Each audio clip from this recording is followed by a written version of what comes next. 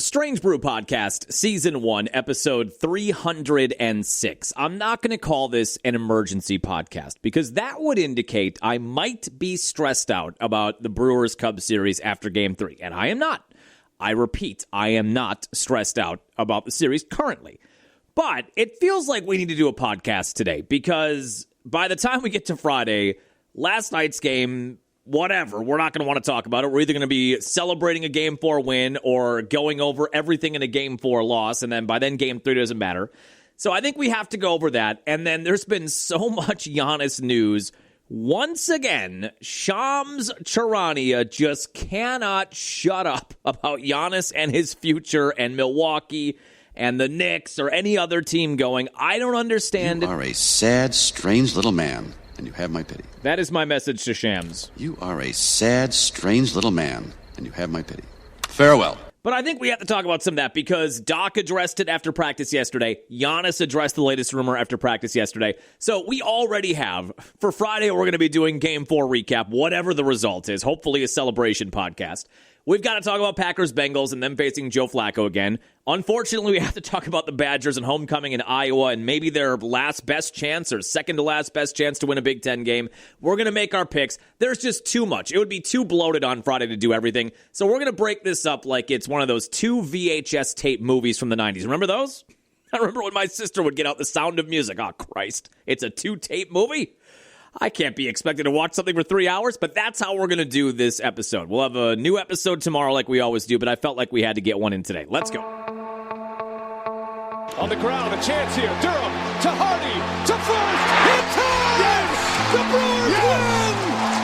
Yes! Here comes Melvin to the 25, to the 20, Gordon 15, 10, 5, touchdown! Wisconsin! Record-breaking run! Morgan, a smash up the middle, base hit to center. Here comes Gomez around third. A throw and the Brewers win! Here's the snap. He looks, he throws, it's complete intercepted. And there is your Super Bowl dagger. Booker the drive, gets inside, leans in, knocked away and stolen by Holiday. Phoenix has to foul, on a pinnacle ball, throws it down. Swinging fly ball in the right center. Broxton is there, and they're the champions. They have done it. It's been a 50-year journey. Wisconsin, we've got a room at the top of the world tonight. The Milwaukee Bucks are NBA champions. All right, welcome in Thursday morning. I'm no longer going to speculate in the first minutes of the podcast how long I think this podcast is going to be because I've been wrong every single time. But like I said in the tease, it just felt like, let's air it out. I debated maybe just writing a blog. We wrote a blog recap after the Game 2 win. And I just felt like between that and the Giannis stuff, let's just do a pod today. We'll do a pod on Friday. It's October. It's October baseball. The NBA is getting cranked up. The Packers are back on the field. Brewers are tooth and nail with their hated rival and the turncoat manager. If there were ever a week to do a 3-podcast week, this is the week. So I do want to start with the Brewer game last night, obviously. Now, I want to preface what we say about the game and Priester and some of the moments offensively that I wish we had back. Before we get into all of that, I don't know how you feel as a Brewer fan right now, but I don't feel terrible. I really don't. And I thought I would feel worse. And I have felt really bad after Brewer playoff losses. We talked about it on the B93 morning show this morning, on the HBL morning show this morning. There are playoff heartbreaks, and we know them well. We know playoff heartbreak well. We know those roads well, like the back of our hand in Wisconsin. And we've had Packer playoff losses and Bucks playoff losses and Brewer playoff losses where it just rips your heart out. It absolutely rips your beating heart out of your chest, and somebody else is holding it, and the sounds of silence are playing, and I'm staring catatonically into space for 30 minutes or 35 minutes, and then I'm doom-scrolling Twitter and Facebook, and I don't know why I do that. I feel like there's some commiseration element to that, some therapy where other people that maybe are angrier or sadder than me make me feel better or put things in perspective. I don't know why I do that, but I do. And that happens a lot. And even Packer regular season games, that stupid tie they had against the Cowboys. I had a night like that where, hey, John, your alarm goes off at 3 o'clock. It's 11:15. Don't you think you should put down the phone and get some sleep? Nope. I'm going to sit here scrolling for the next hour, and then I'm going to stare at the ceiling for half an hour, and I'm going to get an hour and 45 minutes of sleep and be a grump ass in the morning. But that's what we do. I didn't feel that way yesterday. Even though they lost, and even though you lose to Council and the Cubs, and it's Wrigley Field, and we hate everything it is about that franchise and their manager and the Go Cubs Go song, and that was stuck in my head last night because stupid TBS and the national broadcast stuck with it when they sang that dumbass song. That was in my brain like an earworm all night. So you would think with a loss, a one-run loss like that, where you had a chance for the sweep, where you could have closed it out, and all of the other subplots of the series that I would have had one of those nights, I really didn't. My wife and I watched about 5 minutes of the postgame. I did scroll Twitter for about 10 minutes. I found some clips I wanted to play for the podcast this morning, but then I slept soundly for 5 hours. I got nice 5 hours. I almost got to stage 3 REM sleep last night. I didn't feel terrible, even though the first inning was a mess and Priester was a debacle. I felt like they played fine after that. I feel like the Brewers are a 97-win team and the Cubs are a 92-win team, and they had their season on the line and the Brewers did not, and that crowd was chippy. It was a tough atmosphere like we thought it would be, and they're playing with their backs against the wall, and a 92-win team in a must-win game won a game. You know what I mean? It felt like the Cubs had 4 runs on 8 hits, the Brewers had 3 runs on 8 hits. Close game. Didn't ever get away from them. The Brewers were able to chip away, get things tight at the end, just couldn't quite get that big hit late in the game, especially the 8th inning when they needed it, and we'll break all of that down. But I don't feel bad about the way they played, despite the fact that the first inning was just an unmitigated disaster. And the first innings in this series, I think I read on McCalvy's Twitter page that this is the first playoff series ever in a sport that's been around since the late 1870s. That this is the first playoff series ever where in the first 3 games, each team has scored in the first inning. So game 1, the Michael Busch home run, then the Brewers responded with 6 runs. Game 2, the 3-run bomb by Suzuki, and then Vaughn responded with a 3-run bomb. And last night, the Brewers got in front, and the Cubs responded with 4 runs. First time that's ever happened. First 3 games of a playoff series where both teams scored in the first inning. But I didn't walk away from last night feeling real sore about it. Now, if they lose tonight and we end up staring down the barrel of a winner go home, anything can happen game 5. I am guessing it will be a different feeling for me tonight. By the way, I love another 808 first pitch. And as a side note, before we get into the game 2, I know the announcers stink, okay? It's a national TV broadcast. We've been over this a lot on the air on the B93 morning show over the years. I think we've talked about it on the podcast. I do think the hate for national broadcasters gets blown out of proportion. It does feel like the announcers, I forget even the guy's name, Alex Faust and Ron Darling. Darling's the one taking the most heat on Brewer Twitter. It does sort of feel like they've got their mortgages riding on the Cubs, but we always feel that way. That's why there's so much hate for Joe Buck. Just from a broadcasting perspective, can I give you the broadcaster perspective of a national broadcast? You have fan bases of both teams tuning in. And you try to call it down the middle where you say some nice things about the Brewers and some nice things about the Cubs, and you can't go one way or the other. And the expectation is, because we've been sitting, like we talked about with that Nagler tweet on episode 305 on Monday, you sit there all year and you watch 160 games, and it's your hometown broadcasters calling the game, and they're always going to have a 60-40, 65-35 edge toward your team. And that's why we love it. We love that they are great broadcasters, but we also love the idea that they're also fans of this team, and we can identify with that, and they're calling the game for our team. So right from the beginning, anytime you tune into a national broadcast, right from the jump, those broadcasters are going to say positive things about the team you hate and some negative things about your team. That's just the way a national broadcast works, but by the nature of it, you're going to hate that because you want them to say nice things about your team and no nice things about the other team. It's just never going to be that way. So there's always a disconnect there. It does feel, even in my broadcasting opinion, it does feel like the scales of justice here have tipped firmly in the favor of the Cubs in terms of the way it's spun on the national broadcast. But I don't know. I could just be a jaded Brewer fan, and that's just the way I'm seeing it. And then when you read things like that on Twitter, then I start to, it's almost a self-fulfilling prophecy where I remember we said on the Monday podcast, my wife and I were at a bar for game 1, so I couldn't hear it. All I could do was read about how angry Brewer fans were getting. So then I kind of go into game 2 thinking, God, I already hate these. I hate these broadcasters. And then every little thing they do that fits the narrative that I read on Saturday, it becomes a bigger deal, and an even bigger deal last night. So that was a part of the whole deal as well. But I did not walk away from last night feeling dejected, feeling like things are slipping. I might feel that way after tonight, but I did not feel that way after last night. So let's break down the game, and I want to start with Quinn Priester. Obviously a mess, and obviously nervous. Now, there is a lot of second guessing that has happened from frustrated Brewer fans on social media, and some of it I get and some of it I don't. Here's what I don't get. One of the arguments you are hearing or reading on Brewers social media, and again, from frustrated, I get it, you're frustrated, pissed off, you hate the fact that the Cubs won a game, and now you're in a series, so there's a little bit of lashing out happening here. The idea that Quinn Priester should not have started his Major League playoff debut on the road. So some fans are saying because of how bad he was. Some fans are saying this is why he should have gotten the bulk innings in Game 2. Because he would have been at home in the friendly confines of American Family Field. He was probably going to be nervous either way in his playoff debut. Let's not forget, Quinn Priester just pitched through his first full season in Major League Baseball. He's 24, I think, or 25 years old. He's not a rookie like Murphy talked about postgame yesterday. He's not a rookie, but this was his first full year. He had a ton of success, but this is his first playoff start. He was probably going to have nerves regardless of whether it was at American Family Field or Wrigley. Now, because of his background, growing up around Wrigley Field, going to games at Wrigley Field, I guess he went to some of the 2016 World Series games at Wrigley Field. His grandpa has a brick outside of Wrigley Field, and his family were taking pictures of that before the game. Maybe that does elevate it a touch. But I think regardless of the scenario, whether he were at American Family Field or at Wrigley Field, a 25-year-old, essentially rookie pitcher making his playoff debut in that kind of an atmosphere was going to have nerves and be spun up either way, regardless of where that game was played. So I do think maybe a little extra with Wrigley, but not as much as people were making out to be. But the argument then is let him play in a more comfortable place for his playoff debut. And I would simply say to that, you won Game 2. You won that game.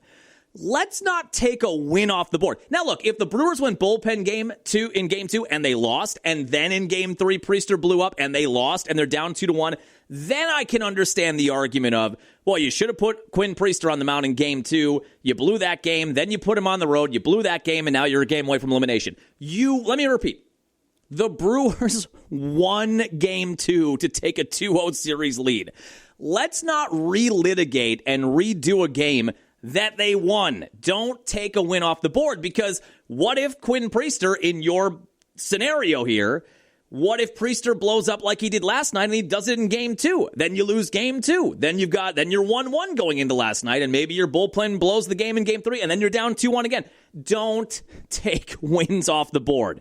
The reimagining of the pitching selections in this series of saying, well, they should have put Priester in Game 2 because he would have been more comfortable at home. You won Game 2. Don't take wins off of the board. Now, one of the criticisms that I think I can get in line with is why not maybe think about using an opener for Quinn Priester in Game 3, because he is making his playoff debut. It is happening in a park that he grew up going to games with his family, so you've got a lot of emotions churning there, and family is in attendance. And he's also, by the way, had, 12 days off going into Wednesday, which, as another side note, I think almost was a bigger deal than just the emotions and the nervousness of the moment. Quinn Priester is a sinker ball pitcher. He relies on ground balls and his defense and pitching low in the zone. And when your bread and butter, take it from me, a podcaster, but honestly, I've had discussions with college baseball coaches. I've talked to a lot of baseball people that have played the game, that have coached the game. When you have a pitcher whose primary pitch is a sinker ball, a sinker fastball, or a cutter slider, which I think are his other two that he goes to, he doesn't really throw a four-seam fastball all that much. A dead nuts right down the middle or on the edges kind of fastball.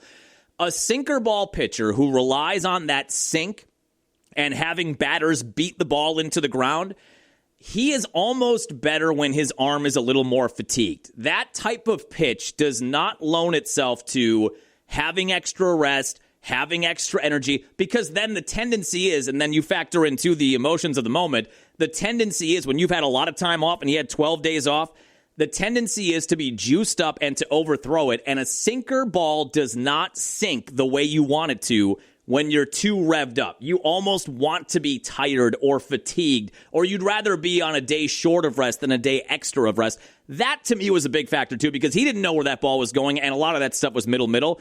Now, in a regular season game, you would just let Priester in there, and he would figure it out, I think, eventually. And as he got tired and more settled in, I think that sinker ball would have worked. You don't have that luxury in a playoff game. You had to get him out of there. He was approaching 40 pitches anyway. But in a regular season game, in a game in the middle of July or June, you probably let him get that final out, which I would guess he would in a regular season game. You gave up 3 or 4 runs. But then my guess is he would get better as the game wore on because of the type of pitcher he is. So that was a factor last night as well.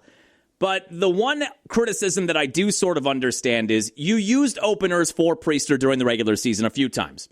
You used DL Hall as an opener for him where he would eat a couple innings, then Priester would come in. You did it with Ashby once where he pitched a couple of innings, then Priester came in. You probably could have done that with Ashby maybe, but you could have done that with Quintana. And he was great in relief, and we'll talk more about the bullpen coming up here, but you could have put out Jose Quintana to start the game, a pitcher who is a veteran, a pitcher who has 100 and whatever, 10 or 11 wins in his career. He's pitched in the playoffs. He pitched for the Cubs for many years and for the Cardinals and for the Brewers, so he has a lot of experience at Wrigley Field in those atmospheres. So maybe put out your veteran lefty for the first inning or two. And for the same reason that you used Ashby to open Game 2, he's a lefty. A lot of the big Cubs hitters, their best hitters are lefties. Michael Busch, who hit a home run off of Priester's a lefty. Kyle Tucker, a lefty. They've got a lot of power lefties in that lineup. So for a lot of reasons, maybe starting last night's game with Jose Quintana would have made more sense. Let him go an inning or 2 or 3 if he's rolling, and then put Quinn Priester in for the bulk of the innings. Once the game has settled in, maybe you're ahead, maybe you're behind by a run or ahead by a run or ahead by a few runs or whatever. But once the game has settled down, once the crowd has settled down a little bit, then you bring in Quinn Priester in the 3rd or 4th inning. That criticism I don't mind. And that's not saying I don't like Pat Murphy. I know we've said this a million times, but I feel like we have to reiterate it. When we criticize Murphy or any coach, doesn't mean I don't love Pat Murphy. I love Pat Murphy. He's going to be the 2-time manager of the year. I would ride into hell with this guy. I would. I just think when you rehash it, knowing what we know now, and Murphy said that too, hindsight's 20/20, and yeah, the moment got a little big for him. Maybe it wouldn't have been the worst idea to open with a lefty, to open with a veteran, Quintana, Ashby, whatever, and then let the game settle down a little bit before you put Priester in there, because you could read it on Priester's face. You could just see the second he got on that mound, it was really bubbling up for him, sweating, the look on his face, and then you give up a home run to Busch, so holy cow, we're tied already. Then you walk a guy, then you give up a hit, and it's on and on it goes, and he could not get it under control. And the first out he got in that first inning was an unbelievable grab by Sal Frelick. If that falls in, then he probably doesn't even record an out. I would think he's out before he even gets 1 out. He only recorded 2 outs on the night, but if Frelick doesn't catch that, then you've already got 2 or 3 runs on the board by the time he's out of there without a single out recorded.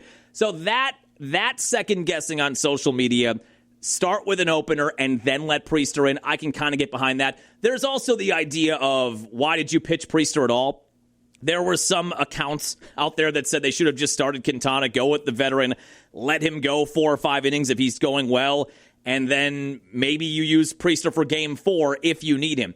That I also think is a little absurd. Quinn Priester has been your second best pitcher basically since the middle of May. He went 13-3. They won 19 straight games where he was pitching. There was no world where Priester wasn't pitching in either Game 2 or Game 3, and even though he was nervous and you had to expect some of that, I stand by Murphy pitching him in either Game 2 or Game 3. He's your second best pitcher. You're not just going to not pitch him in the first 3 games, even if things are going well. He is going to be a guy who's going to get a chance out there, and he will be better, I think. He'll be better if he has to pitch on Saturday, for instance. I hope not, but if that comes up, he'll be better. If he pitches in the NLCS, I think he'll be better, and he talked about that. We can play the audio for you here. I really felt bad for him, and Murph said he felt bad for him, too. When you hear his post-game, he owns it. I mean, he has always been an accountable guy. I think I've enjoyed every pre- or post-game interview I've seen with Quinn Priester when things have been going really well, when they couldn't lose them on the mound, and then they lost the final regular season game where he pitched. I liked his interview then, and I liked his interview last night. He just said, hey, it's on me. Everybody played well but me. Very frustrated. Very frustrated with that first inning, the only inning. Command wasn't good. He's so bummed. Stuff wasn't coming out the way I'd wanted it to, and ultimately it falls onto me to make an adjustment. It's going to be different every day. You're going to have different circumstances to have to work with and battle through, and it's up to pitcher make an adjustment to get us, at least give us a chance, get the ball in play, and didn't do that today. Didn't give us a chance, and everyone else played real well with the exception of myself. So definitely feel like that's entirely on me. It's just it's a brutal 3-minute interview, but he sits there and he takes it. He answers all the questions. He is going to be really good for this franchise for the next 4 or 5 years. He's going to be really good in playoff games. I think he's going to learn from this and understand the mentality it takes now with October baseball, especially on the road. There's a part of me, there is a little bit of Pat Murphy that I do think, because he was such a good college coach and he's so used to working with younger athletes, there is a part of me, I'm sure, that he's not happy they lost. I mean, Pat Murphy's not happy that happened, and the preference is clearly that you would put Priester out there. He would give you 6 innings of 1-run ball. You'd win the game. You'd get the sweep and be done with this.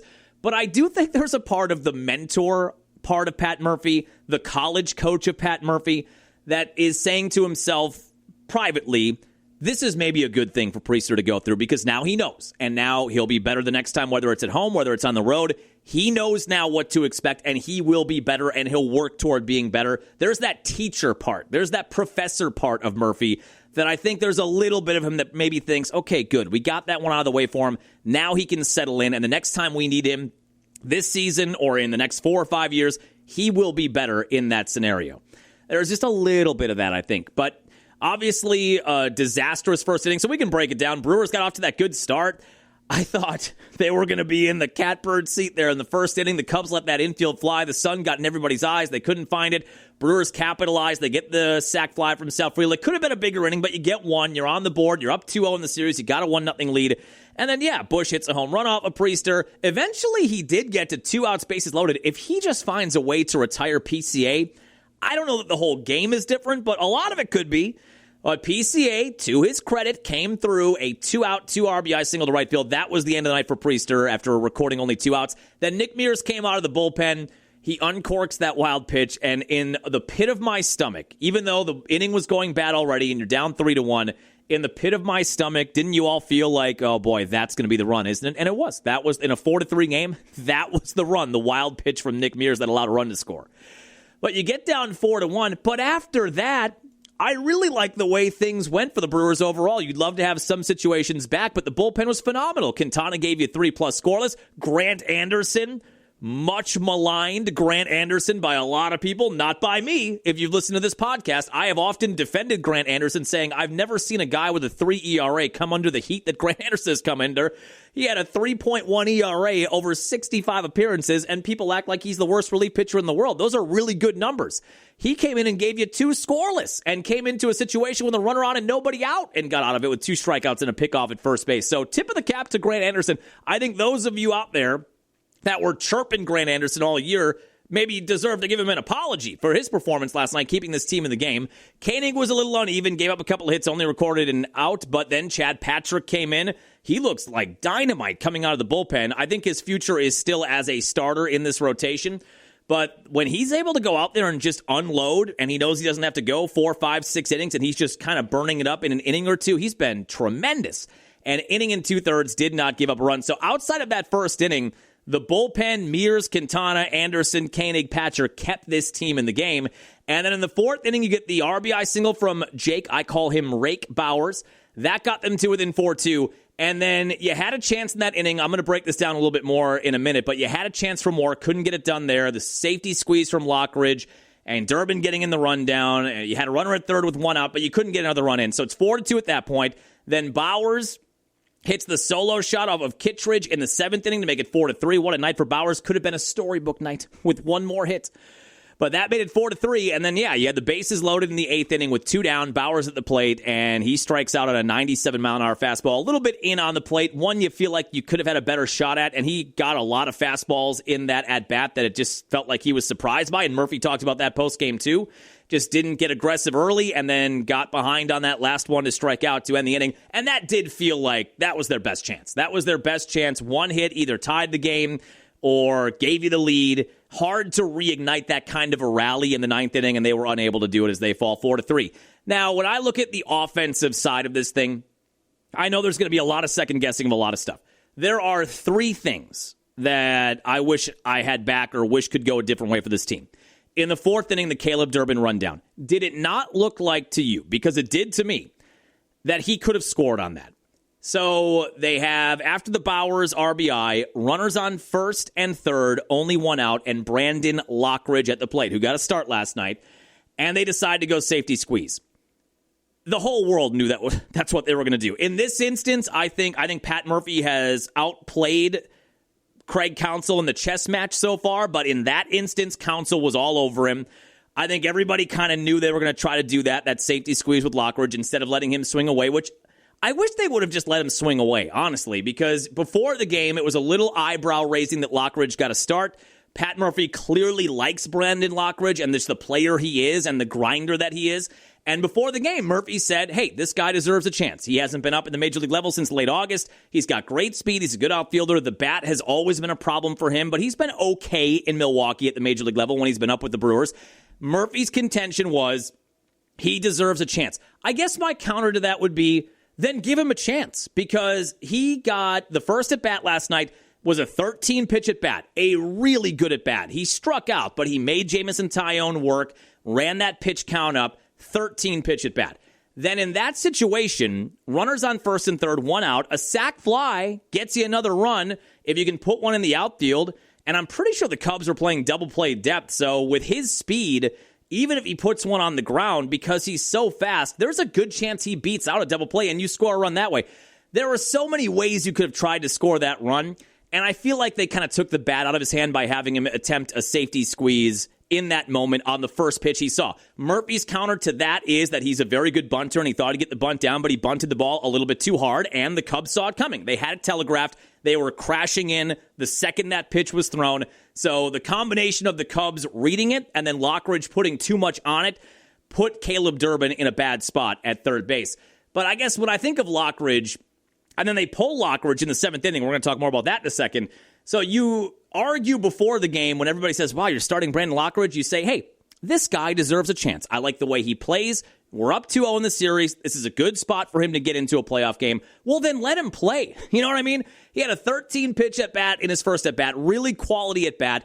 You don't give him a chance with the safety squeeze in his second at-bat, and then you take him out of the game in the seventh inning with no outs and nobody on. It just was an odd spot to pinch hit for him. So if you believe in him and you think he deserves a chance, let him have an actual chance out there. But that Caleb Durbin rundown, I do think Durbin should have just tried to slide home on his last attempt to get to home plate, because I think he had it beat.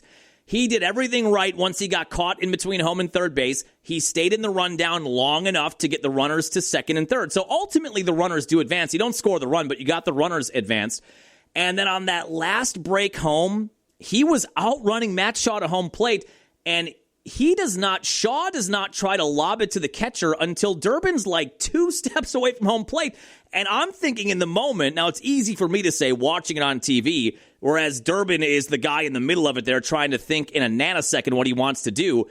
But at that point, he had stayed in the rundown long enough for the runners to get to second and third. So his mission was already accomplished. When the safety squeeze got botched with how hard it was hit and the Cubs knowing it was coming, his whole goal then was just to stay in the rundown long enough to get the runners to second and third. And at that point, he had already done that. So there was no point in turning back toward third base, which he did. I think if he slides there, I do not think Matt Shaw can get the ball to the catcher fast enough to where he would have been out. I believe you could have stolen a run there. Instead, Durbin turned around one more time, then got caught. It just felt like at that point, you had done your job to get the runners advanced. You may as well try to score. I mean, who knows what happens? Maybe Matt Shaw couldn't get the ball out of his mitt, which he really couldn't. Maybe the catcher fumbles with it. Maybe the throw's a little too high. Maybe you slide in an awkward way around a tag, even though it was kind of being blocked. There's so much that can happen there when you're that close to home plate. You had already accomplished your goal, so get greedy. Greed is good. What's the old Wall Street quote? Greed is good. Get greedy there and just see if you can make something happen. So I didn't love that. And then the second thing we'll talk about, Isaac Collins. I didn't love that at bat, and I don't know that I love pinch hitting there. Seventh inning, Jake Bauers hits the home run to make it 4-3. So Kittredge on in that inning for the first time. His first pitch is hit for a home run. Then he goes to 3-0 on Isaac Collins, and he wasn't close to the zone. Now, you know Isaac Collins is taking. When in that situation, down a run, seventh inning, on the road, you're not going to swing at anything until you get to 3-2. So Kittredge pumped 2 down the middle to make it a full count. And then he threw one basically in the dirt, and Collins just ripped at it and missed it by a mile. That is one that maybe not everybody is talking about this morning that I feel like changed the game a little bit. Because if you take the walk there, if you just holster it and you take the walk, then Kittredge has given up a home run on his first pitch. Then he walks a guy, so you've got a guy on, nobody out, and you're about set to turn the lineup over. I think that out in that scenario kind of short-circuited the seventh inning because the next two guys go in order, and you end up only getting the Bowers home run. I just feel like if you take the walk there, if you don't swing, and again, easy for me to say, if you don't swing at that pitch in the dirt for the strikeout and you take that for ball four and you're on first base, then I think Kittredge starts to pucker because you give up the home run, you walk a guy, nobody out, you're only up by a run. I think the screws tighten on him and maybe that inning goes differently. That was a bad at-bat from Isaac Collins. And then in the eighth inning, I'm not even so mad about the Bowers at-bat where he strikes out with the bases loaded. Clearly, you would have loved for him to find a way there, to take a walk, to get hit by a pitch, to get a single, a double, to get the game tied, or put the Brewers in front. That would have been huge. He already had an RBI single on the night and a home run on the night. I don't know how much more you could ask out of Jake Bowers, although it would have been great for him to come through there and get a third hit and have a storybook night like we talked about.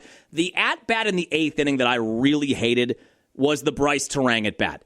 Jackson Chourio leads that inning off with a double, and it's clear, by the way, that he is running maybe 50%. Murphy said after game two that it grabbed on him again. The hamstring grabbed on him again.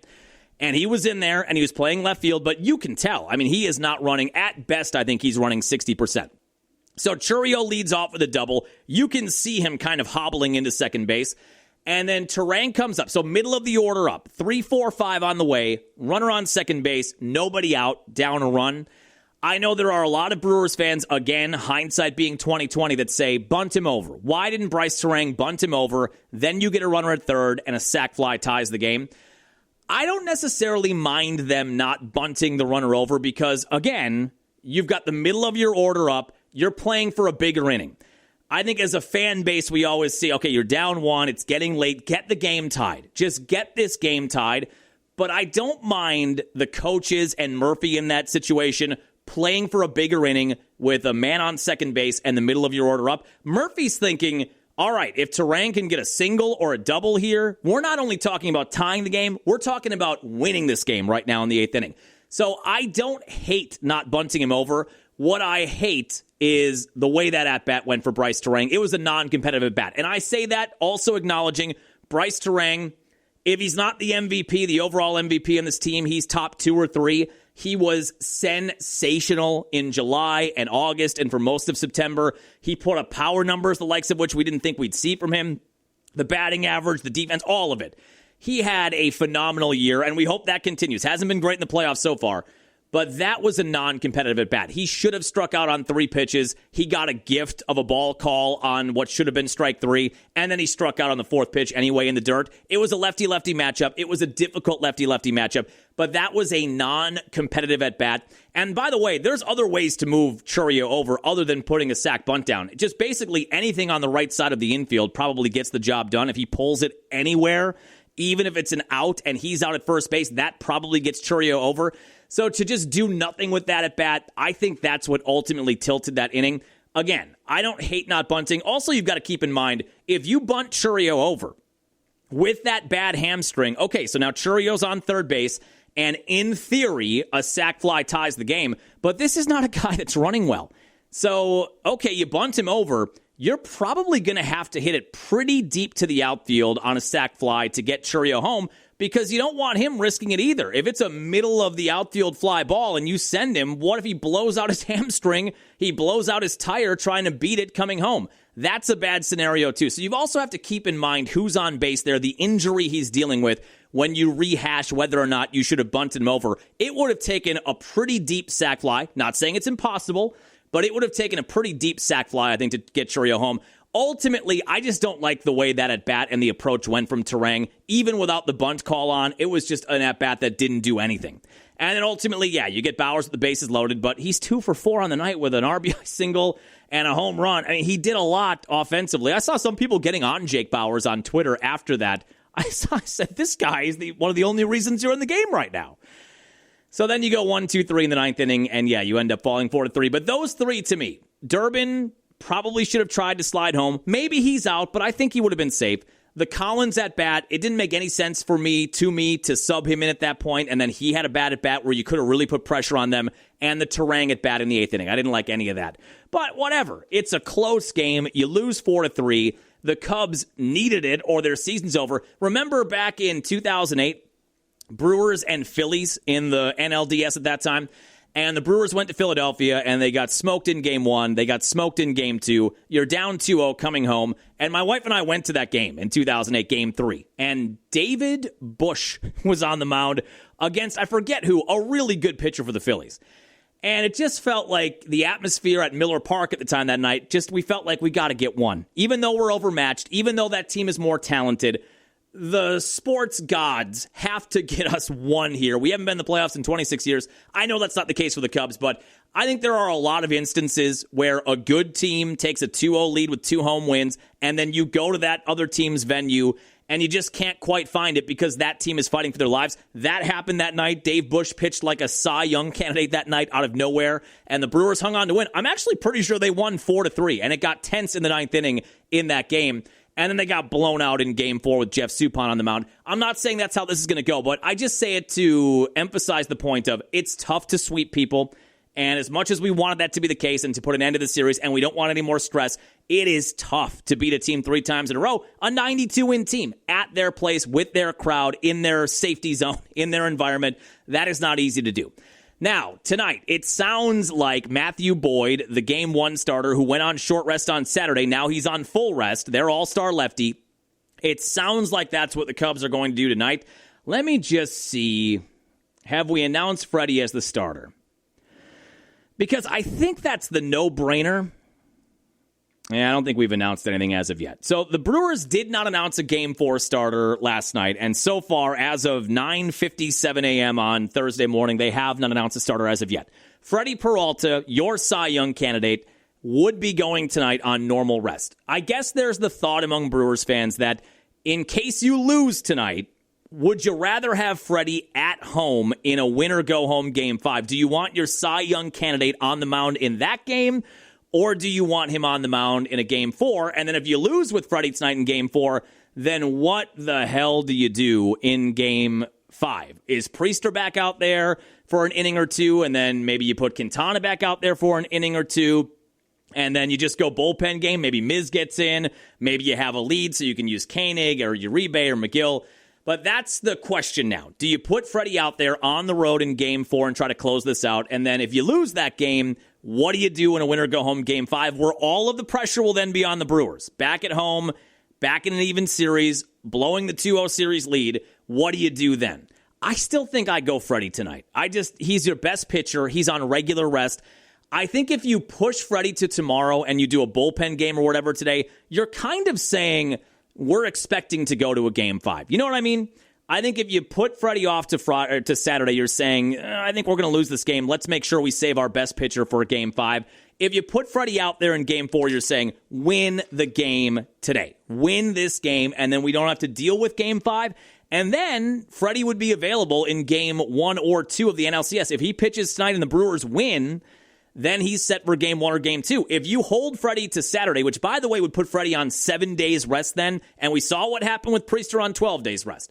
So that would put Freddy off of his schedule and on longer rest.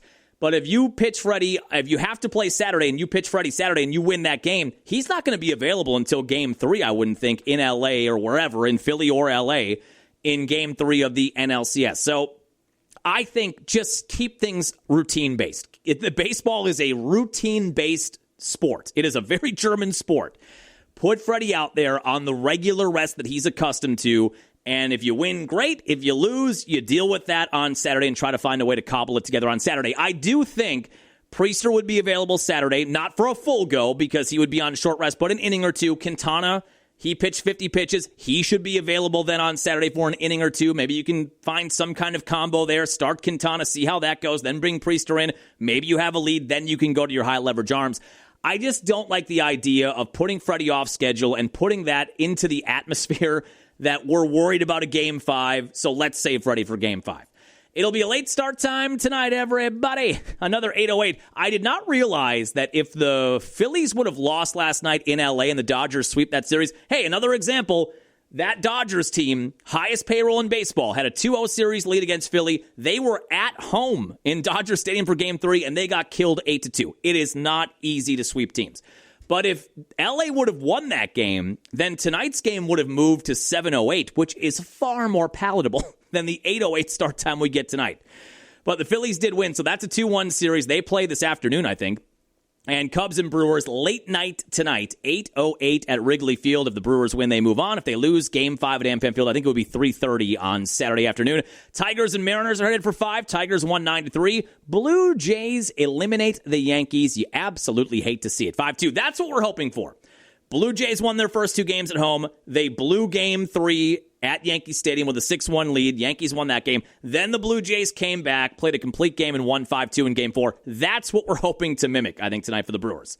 So the job's not done. As the late, great Kobe Bryant once said, job's not done. That's one of my favorite interviews of all time. We talked about that going into Game 3 on the morning show yesterday. That's the mentality I wanted out of the Brewer team yesterday, and I think I got it. Priester was obviously rattled, but I think you got a very serious team that took everything very much in lockstep with what we've seen all regular season. But I referenced that Kobe Bryant clip. I think it was after a finals game, and the Lakers were up 3-1, and he had a great game, and it was clear they were going to win the title, but it wasn't done yet. And Kobe came to the press conference like he was at a funeral. And he had a black suit on, not smiling. And at some point, a reporter asked him, hey, Kobe, you just won the game. You scored 40 points. You're up 3-1. You're on the verge of a whatever, 4th or 5th ring. Why so sad? Why are you not smiling? And he said, what is there to smile about? Job's not done. We haven't done anything yet. Job's not done. And that was the mentality I was hoping for. And I think we got that for the most part in Game 3. And now you have to carry that over into Game 4. Hopefully you can get it done today, and we have a victory podcast on Friday. Now, let's talk about the Bucks. Then we'll get out here for VHS tape number 1. The Shams rumor mill got started again earlier in the week and then just picked up steam as the week went on. You may remember in Season 1, Episode 1 of The Shams Lie. There are 3. The old saying goes, there are 3 types of lies in the world. There are lies, there are damned lies, and there are Shams Charania tweets. So this started all before the draft. Remember the day of the draft where ESPN had the draft that night in prime time. They had a huge matchup, whatever it was, Knicks Celtics that night. All eyes were on ESPN. And boy, all of a sudden it's 7 a.m. in the morning, right in the prime A block of the morning shows. Shams has this idea that Giannis wants out and his time in Milwaukee has come to an end, per sources, all sorts of vague references. Remember that? And then nothing happened before the draft, and then a month went by, and nothing happened, and then they came back again, and he doubled down, and then everything went quiet. And then he came back and tripled down a month after that, in August, and now he has quadrupled down. This is something I will say about this Shams report. At least it had a little bit of meat on the bone. Every other report that we had seen up until whatever article it was on Monday or Tuesday, every other article we had heard him talk, Shams just simply said, I have a source that says he's unhappy or he wants to compete for championships. He wants to go somewhere else. Can you tell us who the source is? Oh, I couldn't tell you who the source is. I can't tell you. What if I told you who the source was? They're not going to be my source anymore. And on it went where there was no indication that Giannis said anything. There was no indication of any specific team in the mix. Nothing. It was just all vague and per sources. So at least this report had a little more substance to it, where the article said that at some point in August, Giannis had entertained the idea of maybe playing for the New York Knicks. And apparently that is the only team he's interested in. Per the Shams report or wherever his sources are coming from, that is the only team that Giannis is interested in going to, at least right now. That's the only team that he would play for outside of the Bucks. So in the article, it said that news of this Giannis intrigue had gotten its way to Knicks HQ, and the Knicks picked up the phone and they called the Bucks and they said, what would we have to offer you for Giannis? And maybe John Horst said, I don't know. I mean, everything's for sale in this world, right? We can all agree on that. That's a premise we can all agree on. Everything is for sale for a certain price. So maybe John Horst did say, I don't know, what would you be willing to offer? And the Knicks lowballed an offer, and John Horst gave him the Alex Trebek. No. I love that clip. That was during a Final Jeopardy. Or no, that was during the middle of a round, I think, where the answer was so bad that Trebek couldn't help but laugh and say no. I remember the crowd gasped at how cruel Trebek was there. But Horst gave him that ha no Trebek answer, and that was it. And that was the whole article. And in the article, it states that the Knicks said that they never felt like the Bucks actually wanted to trade Giannis, and they never really felt like this was anything that was tangible. So that was the article. That's what started everything. And then this leads down the path to more and more Giannis rumors and Knicks rumors, and then the betting odds are out. Giannis's next team, up. You've got Windhorst on ESPN, you've got Kendrick Perkins on ESPN, you've got Shams on ESPN, all talking about how it's only a matter of time. Giannis is on his way out of Milwaukee. I mean, we're all the way back to where we started. To which I would say this to Shams. Why are you the way that you are? Why are you the way that you are? Honestly, every time I try to do something fun or exciting, you make it not that way. Yeah. I hate so much about the things that you choose to be. So, he is my Toby. So we get to Bucks practice yesterday. Training camp's underway. They played one preseason game on Monday. They lost that game, or they won that game. I don't know. They play another one tonight at Fiserv Forum. So they're practicing. Giannis is finally with the team. He was stuck in Greece because of COVID, so he's finally with the team. And both Giannis and Doc, with all of these rumors and this twister of rumors flying around, both of them talked to the media yesterday. I want to start with Doc. And I sent this to my buddies, and I said, say what you want about Doc as a coach. And I've said plenty about Doc as a coach. One thing I love about Doc is his pre- and post-game interviews, his pre- and post-practice interviews. He's honest. He's articulate. He's locked into exactly what needs to be said in that moment. Maybe his on-court schemes, the offensive scheme and the defensive scheme and the strategy, sometimes that leaves a little to be desired. But in the media, nobody is better than Doc. And he was a media member. He would never say that as a former player and coach, but he was the lead analyst on ABC, and he's been that many times in his career. He's on the Simmons podcast when he's not coaching, all that stuff. He is a master at the media, and he could not have handled this better. He had his interview before Giannis's yesterday, and here's what he had to say. Another one. It's unbelievable. How do you deal with it? I don't. I mean, I really don't. I mean, what are you supposed to say? Like, I don't know how many more times. I've been coaching, and how many years have I been coaching? 26, 27 years. And one thing that I know is 30 teams call 30 teams. All right?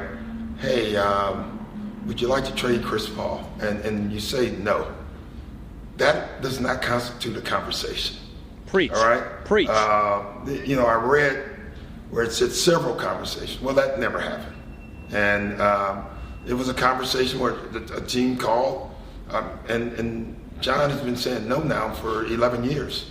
I don't know why this is a new story, but I guess it is. Dealing with a locker room, like everyone has phones, right? Everyone's got social media, they see it. Yeah. Like, how as a coach do you try to just remind them, hey guys, I don't have to. But Giannis does that. Everything Giannis says is about the team and about being a better team. So I don't have to do that. Every part of Giannis says that.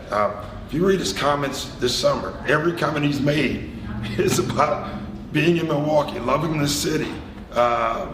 But for some reason, and it's funny, it's what's the old saying?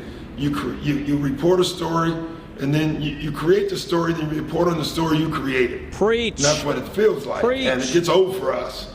But at the end of the day, there's nothing we can do about it. But I can tell you, John has never called a team about Giannis. I've never done it. Yeah, that's true. I have never done that. John has never called a team about Giannis. Two of those quotes, that last one in particular, are so accurate, where Shams, he created this story out of nowhere, and then he's reporting on his own story like it's trending news. That is just a brilliant piece of commentary from Doc Rivers. I wish some of that would translate to the on-the-court stuff, but, I guess beggars can't be choosers. I thought he handled that beautifully. And then Giannis did talk to the media yesterday, and he basically said, I'm going to play you two clips, and they're both 30 seconds. He basically said what Doc said. There is temptation. There's temptation everywhere. There are teams calling him and calling his agent saying, hey, come over here, and we can pair you with this guy, and you can win a championship. But at the end of the day, he said he's committed to this team. It's like temptation. temptation. Like when you're going through the amusement park or you go through the outside and you're not wearing your wedding ring like me now, and the people are looking at you like, oh, he's kind of handsome. Oh, it's temptation. And that starts when the season ends until the season begins. There's going to be a lot of people that are going to approach me or approach, my agents. And they're going to say, hey, this is a possibility, that's a possibility, this is a possibility, this is a possibility. But at the end of the day, ultimately, I'm going to make a decision. My decision today is that I'm here. And I'm committed to this team. All right. So, right? Okay. And then he also had this to say where he did leave it open for himself that at the end of this year, we'll see how I feel, and that's human nature, and I'm allowed to do that. And he is. Report about you and the Bucks talking about possibly trading you somewhere and you coming out with the team in the Knicks that you would agree to go to. I'm curious just how you kind of feel about that story and how you address it. First of all, I haven't read that story. When the season started, I tried to get off social media, tried to focus on my craft and the team. But yeah, I've said this many times. Like, I want to be in situations that I can win. Which, by the way, he has said his entire career. He has said that, where he wants to win titles, and as long as the Bucks are committed to winning titles and winning, he wants to be there. That's fine. But if they're not, then he does want to move on. He said that. I'm here. I believe in this team. I believe in my teammates. I'm here to lead this team to wherever we can go. And it's definitely going to be hard. We're going to take it day by day, but I'm here. So all the other extra stuff does not matter. I think I've communicated with my teammates, communicated with the people that I respect and love, that the moment that I step in on this court or in this facility and wear this jersey, the rest does not matter. I'm locked into whatever I have in front of me. Now, if in 6-7 months, 6-7, I change my mind, I think that's human too. You're allowed to make any decision you want, but I'm locked in. I'm locked into this team. I'm locked into these guys, to this group, and to my coaching staff, and to myself. I believe him. And we've said this on prior podcasts. He has been nothing but loyal his entire career. He's been nothing but honest his entire career. He has now said in 2 separate clips, I am locked into this team. I believe in this team. Now, like I said, he did give himself a little out. 6-7 months would be pretty much exactly when the season would end. That maybe he'll feel differently then. It does almost feel like Giannis right now is on a trial for this year. Like when you get Hulu for a week or whatever, Sling for a week, and then you get a chance to sample it, and then we'll see how we feel about the commitment beyond that. It does kind of feel like that right now with this version of the Bucks team. And look, I as much as I hate Shams and as much as I hate all these reports, I think Bucks fans, myself included, would be foolish to look at some of the smoke. I don't think it's billowing the way that the national media would have you believe, but it is there, and I don't think that we can just hide from that as a fan base. I do think this is a critically important season. This season in particular is a crucially important season as it relates to, will Giannis be here for the second half of his career? Will he continue to sign contract extensions here? Can you try to still win a title with Giannis here? Because it's been a while since we've entered a year like this. You have to go back probably to 2015 maybe, and he was a pup back then, so he wasn't really thinking, I don't think, about championships and a huge legacy and wanting multiple rings and multiple banners and all that kind of stuff. But I think you have to go back to that 2015 or 2016 or maybe even 2017 team to have the last time we entered a year for the Bucks where we're not quite sure. When Budenholzer came in 2018 and you had Middleton in his prime and Giannis entering his prime and you brought in Eric Bledsoe, that felt like a team that could make a run, that could win 50-plus games and could make a run to the Eastern Conference Finals, maybe the Finals, and they almost did.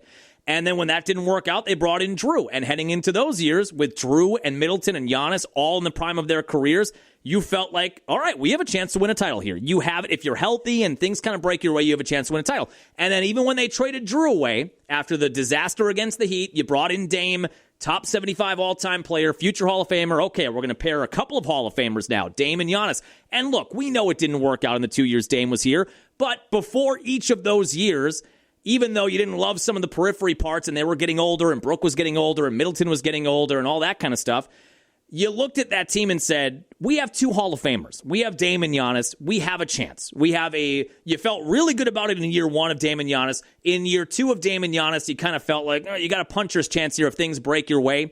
And they go out and they play a good first half and they win the NBA Cup and you're starting to feel okay about it. So it has been a long time since we have entered a year like this year where you're not quite sure. Even though you have the best player in the conference, you have the second or third best player in the entire world, we're not quite sure how this team all fits together. You went out and you got Miles Turner. I think that is a formidable front court with Miles Turner and Giannis Antetokounmpo. And Miles was the top 2 or 3 free agent. Nobody thought he would be available because everybody assumed he was going back to Indiana, but he didn't. So you go and get him. But there are a lot of questions. How are Giannis and Miles going to work together? We thought the Dame and Giannis combo was a no-brainer and that would work, and it didn't end up that way. So how do those two work together as the 2 stars on this team? And then how does the rest of the young team grow? One of the things that John Horst did really well this offseason is he turned an ancient franchise into a young franchise. This was the oldest team in the league for 3 or 4 years there, and now they're one of the youngest teams in the league. But with that comes growing pains. We saw some good stuff from Kevin Porter Jr. last year after they picked him up at the deadline. Now, how is he going to work as a starting point guard? We saw some good stuff from Gary Trent Jr. How does that work? A.J. Green continues to get a little bit better. Ryan Rollins. Can they all continue to grow and take steps forward? That is the big question this year, because this is one thing I do believe. If we get to the end of this year, and the Bucks win 43 games, they go 43-39 or 44-38, and they're out in the first round of the playoffs, or they're in the play-in tournament out there, then I do believe we might be at the end of the Giannis era. I really do. And he's left himself those openings, and I can't hate him for it. Giannis is going to be 31, I think, and that's not old, but he's been in the league. This is year 13. Clearly, all he wants to do is be great day in, day out, but he wants to be in the playoffs. He wants to win in the playoffs. He wants to get a second ring or a third ring. And if this falls flat, if this Bucks team this year falls flat and the youngsters don't grow or mature or take steps forward the way we want them to, and the Giannis Miles thing doesn't quite work out as well as we're all hoping it will, and this team wins 43 or 44 games and they're out in the first round, and then you're out of moves. I feel like the Miles Turner move, the stretching of Dame's contract and eating half of that contract and getting out of that and signing Miles Turner, that's really it. I don't know. John Horst has been incredibly creative in his time as GM, making the move for Drew, turning Drew into Dame, turning Dame into Miles Turner, and trying to keep superstar-level players around Giannis, even though this team is up against it with the cap, and they have almost no draft capital outside the 2031 first-round pick. They have some pick swaps before that, but that's the only first-round pick that they control right now, and that's still, 6 years away? So he has been creative, but if this doesn't work, if this version doesn't work and these young guys don't glue together and the Giannis-Miles two-man front court, that combo does not work, then I don't know what you do. I think you're out of moves at that point, and then I think there's a strong chance at the end of this year, if that's the way it goes, that Giannis wants out. And I think you got to give that to him. If he plays 13 years here and we win the amount of games we won and we won a title and no one ever thought that was possible, if this year falls flat, he's got 1 year left on his deal. That would be next season. And you want to get something for him if he's going to leave. You don't just want him to play out next year then and leave and get nothing for him. If this season falls apart and it doesn't go well and things don't bind together the way we want them to and we don't see steady progress, I think there's a real chance Giannis wants out at the end of this year. And then I think that's probably pretty much it. Now, if Giannis and Miles Turner work out and they're one of the best front courts in the Eastern Conference and Kevin Porter is under control and a good defender and a good facilitator and Gary Trent's knocking down shots and A.J. Green continues to knock down shots and Ryan Rollins takes a step forward and Bobby's good off the bench and Jericho Sims provides you that athleticism that he did last year off the bench, and this team wins 48 games, 49 games, and they're a top 5 seed and they win a playoff round and you can see them growing together, then I think there's a chance Giannis looks around at the end of the year and says, hey, there might be something here. There might be. Me with Miles and the young players, and maybe we bring somebody else in the offseason. But I think that's what we're looking at now. This year, I think that's what, if you're a Bucks fan and you want Giannis here in perpetuity for the rest of his career, and that's what I want, that's what has to happen this year. You have to show growth. You have to win 45-plus games. You have to win a playoff series at least, and show signs of growth and signs of maturation and development. If you don't have that, then I do think we may be entering our last year. But I think Giannis was as clear as he could be there. He's at camp. He's wearing a Bucks jersey. This is his team for this year. Let's see what happens this year. There was one other little note on that, too, which I had to laugh at. So Kevin O'Connor is another big NBA blue checkmark guy on Twitter. And I actually don't mind a lot of the stuff, a lot of the content Kevin O'Connor puts out. But as these Knicks rumors started to fly, there was also a rumor, which Giannis was not happy with, that this got out or that this was being talked about, which I get. He's protective of his family. Why wouldn't he be? But there was a rumor, unconfirmed by anybody, that Mariah, Giannis's wife, and their kids have stayed in Greece, and they're going to stay in Greece. So Giannis, they always go over to Greece in the offseason, but the rumor is that they are going to live there, that they want their kids to go to school there, they want them to learn Greek, they want them to be in that system. So there's a chance that Giannis is just over here for the NBA season on his own, and his family is living in Greece. So then Kevin O'Connor tweets out, did you know there's only one airport in America that has a direct flight to Athens, and that airport is in Newark, so just outside of New York. And I thought, this might be the dumbest thing that I've ever read. Are we thinking that Giannis is flying commercial back to Athens? Do we think that Giannis is on Southwest checking in? Oh, I forgot to check in. I guess I'm boarding with the C group. Do we think that's what's happening? Does that matter? Oh, there's only one airport. And I don't think Kevin O'Connor was being funny about it. I think he thought that was a real thing that he had found out that nobody else knew, and that was another hint that maybe Giannis wants to play in New York because his family is living in Greece now, so he's going to want to play for a team that has an airport close to it where he can get a nonstop flight to Greece. Well, Giannis flying United Airlines to Greece? What are we doing?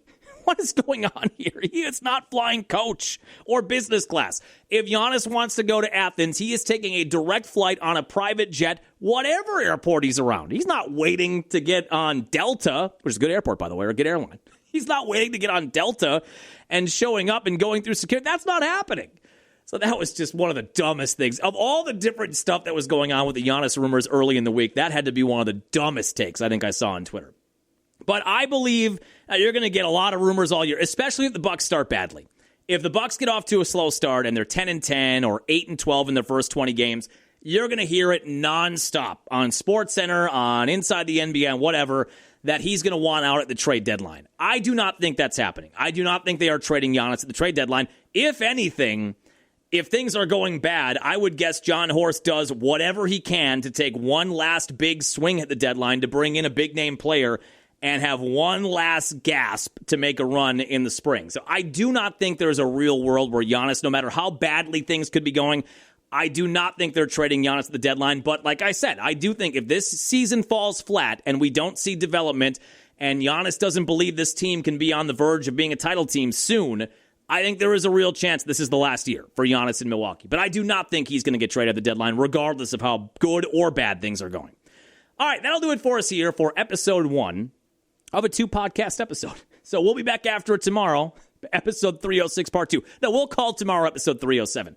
We will recap whatever happens tonight in the Brewers-Cubs Game 4. We'll set up Packers-Bengals, Joe Flacco, Part 2, Electric Boogaloo this weekend with Cincinnati.